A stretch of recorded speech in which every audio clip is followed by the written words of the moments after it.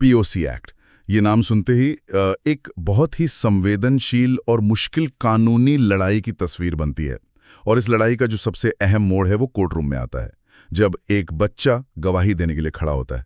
आज हम यही समझने की कोशिश करेंगे कि एक डिफेंस लॉयर इस एक तरह के चक्रव्यूह को कैसे भेदता है। बिल्कुल, और ये चक्रव्यूह इसलिए भी है क्योंकि यहाँ दो बहुत ही बुनियादी सिद्धांत टकराते हैं। एक तरफ तो आरोपी का ये अधिकार कि उसे अपने खिलाफ गवाहों से जिरह करने का पूरा मौका मिले, हाँ, जो कि हर क्रिमिनल केस में होता है। हाँ, और दूसरी तरफ है बच्चे को किसी भी तरह के मानसिक आघात से बचाने की जिम्मेदारी। तो पॉक्सो की पूरी कार्यवाही बेसिकली इसी संतुलन को साधने की एक कोशिश है। तो चलिए इसी संतुलन को खोलकर समझते हैं। सबसे पहले, किसी भी क्रिमिनल ट्रायल में ये जो गवाही की प्रक्रिया है, ये होती कैसे है? इसके कितने हिस्से होते हैं? इंडियन एविडेंस एक्ट के हिसाब से इसके 3 बहुत साफ हिस्से होते हैं। पहला है एग्जामिनेशन इन चीफ, मतलब मुख्य परीक्षा। अच्छा। इसमें प्रोसिक्यूशन यानी जो पार्टी बच्चे को गवाह बनाकर लाई है, वो सवाल पूछकर पूरी घटना को कोर्ट के सामने रखती है। आप कह सकते हैं कि ये कहानी का पहला ड्राफ्ट होता है। ओके, तो प्रोसिक्यूशन अपनी कहानी कोर्ट को बताता है, लेकिन डिफेंस के लिए मतलब असली लड़ाई तो इसके बाद ही शुरू होती होगी, जिसे हम जिरा कहते हैं। वही सबसे अहम पड़ाव है, क्रॉस एग्जामिनेशन। इसमें डिफेंस लॉयर को उस कहानी की सच्चाई परखने का मौका मिलता है, और मकसद सिर्फ ये साबित करना नहीं होता कि गवाह झूठ बोल रहा है। अच्छा। हाँ, मकसद ये भी होता है कि गवाह की याददाश्त कितनी पक्की है, क्या कहानी में कोई विरोधाभास है या कोई ऐसी बात है जो पूरी कहानी को ही शक के दायरे में ले आए। तो जिरा के बाद तो केस में काफी कुछ खुल जाता होगा। क्या प्रोसिक्यूशन को इस पर कुछ कहने का मौका मिलता है या बात बस वहीं खत्म? नहीं, प्रोसिक्यूशन को एक आखिरी मौका मिलता है। इसे री एग्जामिनेशन कहते हैं। अगर क्रॉस एग्जामिनेशन के दौरान कोई नई बात सामने आई है या कोई कंफ्यूजन पैदा हुआ है, तो प्रोसिक्यूशन दोबारा सवाल पूछकर उसे साफ कर सकता है। ठीक है, समझ गया। लेकिन ये तो हुई एक सामान्य प्रक्रिया। पॉक्सो मामलों में तो जैसा आपने कहा, बच्चे के आसपास एक कानूनी सुरक्षा कवच होता है, स्पेशल कोर्ट्स, बंद कमरे में सुनवाई। तो ये सारे उपाय डिफेंस के जिरह करने के अधिकार को मतलब कमजोर नहीं करते? ये बहुत ही वाजिब सवाल है, और पॉक्सो कानून की सबसे बड़ी चुनौती भी यही है। एक्ट का सेक्शन 33 और 36 माहौल को पूरी तरह बदल देता है। सबसे पहली बात तो ये कि कोर्ट में बच्चे के लिए एक आरामदायक माहौल बनाना होता है। आरामदायक माहौल जैसे कि? जैसे वकीलों को अपने गाउन पहनने की जरूरत नहीं होती, जज भी सादे कपड़ों में हो सकते हैं ताकि माहौल डरावना ना लगे, और गवाही के वक्त बच्चे के माता-पिता या कोई भरोसे का व्यक्ति भी साथ बैठ सकता है। और वो जो नियम है कि आरोपी से आमना सामना नहीं होता, बिल्कुल, वो तो डिफेंस के लिए बहुत बड़ी बाधा होगी। बिल्कुल, ये एक बहुत बड़ी बाधा है। सेक्शन 36 के तहत बच्चे को आरोपी के सामने लाने से बचाया जाता है। तो फिर गवाही होती कैसे है? उसके लिए या तो बीच में पर्दा लगा दिया जाता है या वीडियो कॉन्फ्रेंसिंग से गवाही होती है। कभी-कभी वन वे मिरर का भी इस्तेमाल होता है, जहां से बच्चा आरोपी को नहीं देख सकता। तो वो जो एक साइकोलॉजिकल दबाव वाला पहलू होता है ना, वो खत्म हो जाता है। और सवालों पर भी तो पाबंदी है ना? हाँ, और ये सबसे बड़ा बदलाव है।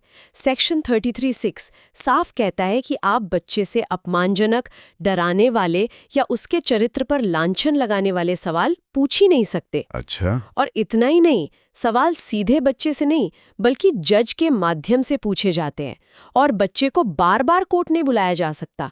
कोशिश ये होती है कि 30 दिन के अंदर एक ही बैठक में गवाही पूरी हो जाए। तो कुल मिलाकर डिफेंस लॉयर के हाथ एक तरह से बंधे हुए हैं। उसे कम समय में बिना डराए धमकाए जज के जरिए ऐसे सवाल पूछने हैं जिससे सच भी सामने आ जाए और कानून भी न टूटे। एकदम सही। यहाँ रणनीति आक्रामकता की हो ही नहीं सकती।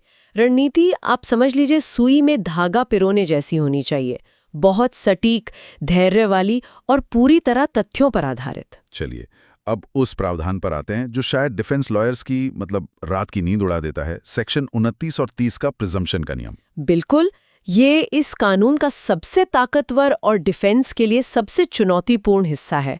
देखिए, सामान्य क्रिमिनल लॉ का सिद्धांत है इनोसेंट अंटिल प्रूवन गिल्टी, यानी जब तक गुनाह साबित ना हो आप निर्दोष हैं। हाँ। पॉक्सो का सेक्शन 29 इसे एकदम पलट देता है। ये कहता है शैल प्रिज्यूम।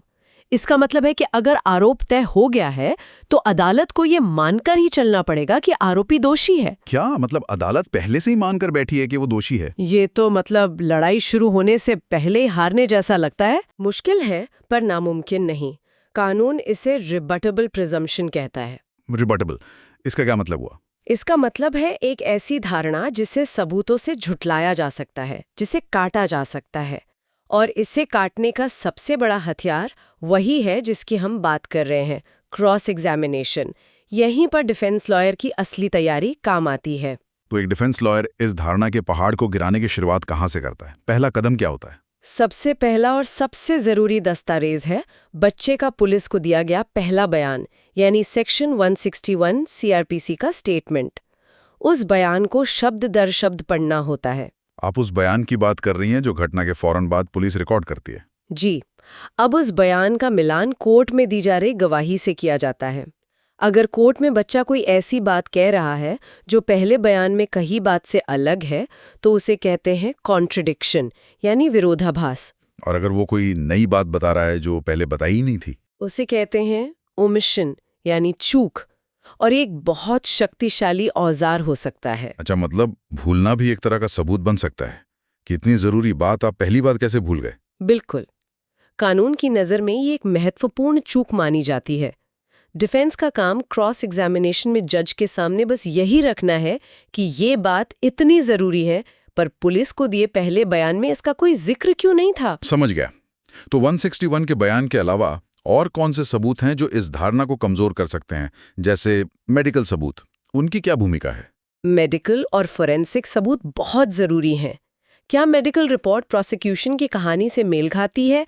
अगर कहानी में जबरदस्ती का जिक्र है, तो क्या शरीर पर कोई चोट के निशान है? अगर नहीं, तो ये डिफेंस के लिए एक मजबूत पॉइंट हो सकता है। लेकिन मैंने ये भी सुना है कि कई बार अदालतें कहती हैं कि खासकर छोटे बच्चों के मामले में चोट के निशान न होना बेगुनाही का सबूत नहीं माना जा सकता। आपने बिल्कुल सही सुना है। सुप्रीम कोर्ट ने भी ऐसा कहा है। इसीलिए डिफेंस सिर्फ इस एक बात पर निर्भर नहीं रह सकता। उसे ये दिखाना होता है कि मेडिकल सबूत कहानी के दूसरे पहलुओं से भी मेल नहीं खाते। और अगर डीएनए जैसा कोई वैज्ञानिक सबूत है, तो उसकी चेन ऑफ कस्टडी को चुनौती देना बहुत जरूरी हो जाता है। चेन ऑफ कस्टडी, एक मिनट, इसका आसान भाषा में क्या मतलब है? इसका मतलब है सबूत को इकट्ठा करने से लेकर लैब तक पहुंचने की पूरी प्रक्रिया। क्या सैंपल को सही तरीके से सील किया गया? उसे किसने और कब लैब तक पहुंचाया? क्या इस पूरी प्रक्रिया में कहीं भी छेड़छाड़ की कोई गुंजाइश थी? अगर प्रोसिक्यूशन इस चेन को साबित नहीं कर पाता, तो डीएनए सबूत की अहमियत लगभग खत्म हो जाती है। और आजकल तो हर केस में इलेक्ट्रॉनिक सबूत होते हैं, कॉल डिटेल्स, चैट्स। वो डिफेंस के लिए कितने काम के हैं? ये दो धारी तलवार हैं। अगर आप इन पर निर्भर हैं, तो ये पक्का करना होगा कि वो कानूनी तौर पर अदालत में पेश किए जा सकें। सुप्रीम कोर्ट ने यह साफ कर दिया है कि किसी भी इलेक्ट्रॉनिक रिकॉर्ड की कॉपी पेश करने के लिए सेक्शन 65B का सर्टिफिकेट लगाना अनिवार्य है। यानी आप बस फोन का स्क्रीनशॉट दिखाकर अपना केस साबित नहीं कर सकते? बिल्कुल नहीं। उसके साथ एक सर्टिफिकेट भी देना होगा कि ये असली है और इसके साथ कोई छेड़छाड़ नहीं हुई है। ये एक छोटी सी तकनीकी बात लगती है, पर इसके बिना आपका सबसे मजबूत सबूत भी बेकार हो सकता है। ये तैयारी तो बहुत गहरी है। लेकिन कोर्टरूम में जब एक डिफेंस लॉयर सवाल पूछना शुरू करता है, तो उसे किन अदृश्य सीमाओं का ध्यान रखना पड़ता है? कानून किन सवालों पर सीधे सीधे रोक लगाता है? ये बहुत जरूरी सवाल है। जैसा हमने पहले कहा, सेक्शन 33(6) एक लक्ष्मण रेखा खींचता है। आप बच्चे को शर्मिंदा करने वाले या उसके चरित्र पर उंगली उठाने वाले सवाल बिल्कुल नहीं पूछ सकते। जैसे कि क्या? कोई उदाहरण दे सकती हैं? हाँ, जैसे ये पूछना कि तुमने चीखा क्यों नहीं, या तुम उसके साथ अपनी मर्जी से क्यों गए थे, या फिर तुमने इतने दिनों तक किसी को बताया क्यों नहीं। ये सवाल बच्चे को फिर से उसी दर्द से गुजारते हैं और कानून की नज़र में पूरी तरह गलत है। जज ऐसे किसी भी सवाल को तुरंत रोक देंगे। सवाल हमेशा घटना से जुड़े तथ्यों पर होने चाहिए, जगह, समय, वहां मौजूद लोग, घटना का क्रम, ना कि बच्चे के व्यवहार पर। तो इसका मतलब ये है कि डिफेंस लॉयर का काम बच्चे की गवाही को तोड़ना नहीं, बल्कि प्रोसिक्यूशन की कहानी में सुराख ढूंढना है। आपने पूरी बात का सार कह दिया। मकसद बच्चे को झूठा साबित करना है ही नहीं। मकसद है कोर्ट के मन में एक वाजिब शक पैदा करना। अगर डिफेंस ये दिखा पाता है कि एफआईआर में बेवजह की देरी हुई, कहानी में बड़े विरोधाभास हैं और मेडिकल सबूत भी कहानी का साथ नहीं दे रहे, तो सेक्शन 29 की वो मजबूत धारणा भी धीरे धीरे कमजोर पड़ने लगती है। तो आज की इस चर्चा से जो सबसे बड़ी बात निकल कर आ रही है वो ये है कि पीओएसओ मामलों में क्रॉस एग्जामिनेशन ताकत का नहीं बल्कि हुनर और संवेदनशीलता का खेल है। इसमें कानून की गहरी समझ, केस की पूरी तैयारी और बच्चे के मनोविज्ञान की समझ, इन तीनों चीज़ों का तालमेल बहुत ज़रूरी है। और जीत इस बात से तय नहीं होती कि आपने गवाह पर कितना दबाव बनाया, बल्कि इस बात से तय होती है कि आपने तथ्यों को अदालत के सामने कितनी स्पष्टता और शांति से रखा। सेक्शन 29 की दीवार को सिर्फ तर्कों और सबूतों के हथौड़े से ही तोड़ा जा सकता है, आक्रामकता से नहीं। और जाते जाते एक सवाल श्रोताओं के सोचने के लिए भी छोड़ जाते हैं। पीओएसओ एक्ट का मकसद बच्चों को यौन शोषण से बचाना है, लेकिन कई बार ये कानून ऐसे मामलों पर भी लागू होता है जो सहमति से बने रोमांटिक रिश्ते होते हैं, खासकर जब लड़का और लड़की दोनों की उम्र 16 से 18 साल के बीच हो। एक डिफेंस लॉयर के तौर पर ऐसे मामलों में कानून की सख्त मंशा और दो किशोरों की नादानी के बीच न्याय का संतुलन कैसे बनाया जा सकता है? संगीत की धुन तेज होती है और एपिसोड समाप्त होता है।